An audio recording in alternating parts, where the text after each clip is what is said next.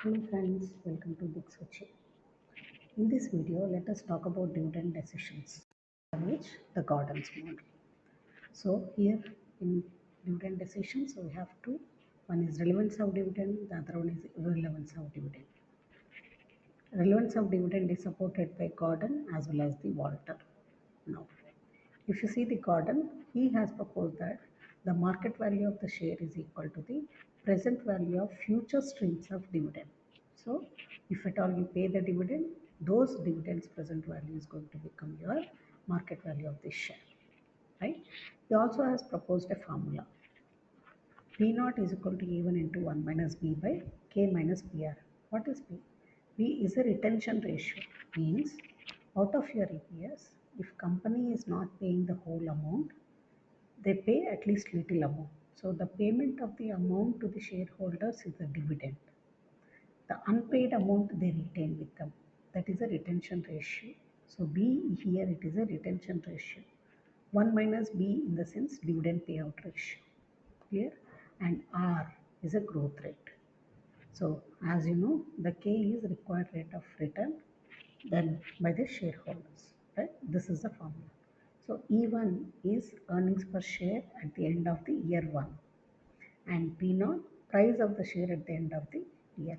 The definition itself says that it is a discounted factor of your dividends paid, right? So out of earnings, you are paying certain portion as a dividend.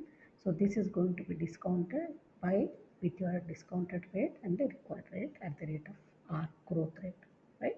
So this is what the formula. Let us get into the problem and we try to do one problem. Let us see this problem. A firm's EPS is 10 rupees, that is E is equal to 10 rupees. So let me write it here.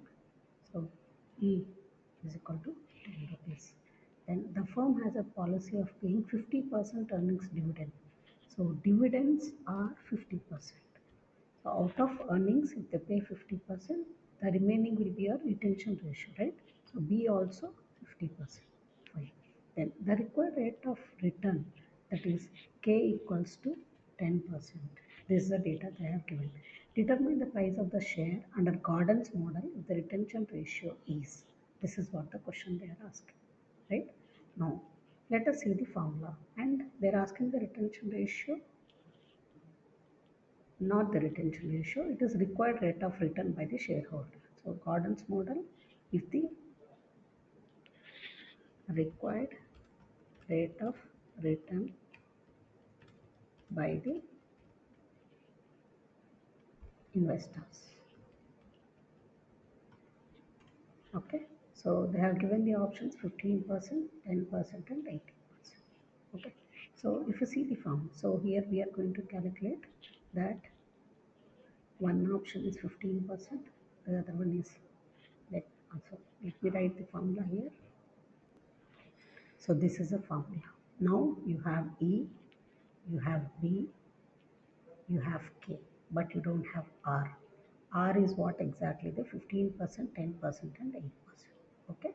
So here, let me write the solution here, starting from here. This is for 15%, I'll write it here. Okay. Then below this I'll write for 10%, then I'll write for 8%. Okay. Let me take all the components in each and every row. So here it is E1. Okay, then here dividend ratio in the sense this one, that also you can mention as 1 minus B, both are nothing but the same, right? So here the dividend ratio I'll mention over here, that's 50%. Fine. Then here we are writing K, they also given. Now we are writing BR. Okay, so this is what how you write it. So clear? Now E1 for all the options it is 10 rupees. It is set. Then what is D here? 50%, right? So you are writing 50%. Here. And what is K? K also given. K is 10%. 10%. For all this, for all the alternative, all the three options, right? Now BR, how do you calculate BR? This is 50% into 10%, right? So let us write R also in one column so that we have a clarity, sorry, B also in one column so that we can have a clarity what we are doing now. So let us have B here, B also 50%. Let me copy this B first, 50%. Then BR will be that equals to 50%, this 50% into 15%. That is my BR. Okay, so I'll copy all this. Now I need to calculate the numerator. What is numerator? E1, open the bracket, 1 minus BR, right? So that is 1 minus BR. I need to calculate it, right? So what I do, this I'll take it in the other side. So here 1 minus BR. How much it is? That is equal to 1 minus this BR, right? So that is 92.5%. Let me drag it down for all the three options. Here E1. What is E1 here? E1 is 10 rupees into BR is 92%. That is the E1. There's a numerator, right? All the options. Clear? Now I need to calculate the denominator, that is K minus BR. So here K is 50% minus BR is 7.5%, right? So that is 42%.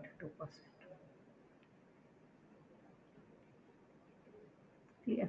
Now I am writing P naught. What is P naught?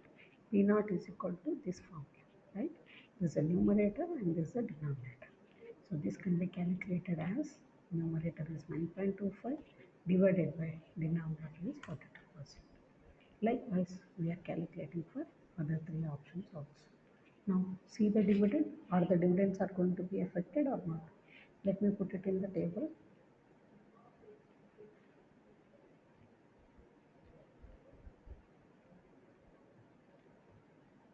Okay, so these are the values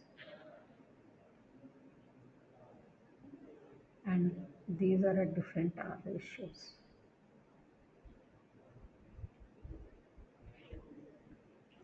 Fine. Now see this. See this. If you pay the dividends 50% at rate of R, this is going to be affected. Required rate of return based on that it is going to be affected, right? So this is how the Gordon tries to prove that the dividends are the present value of your earnings discounted at a certain rate.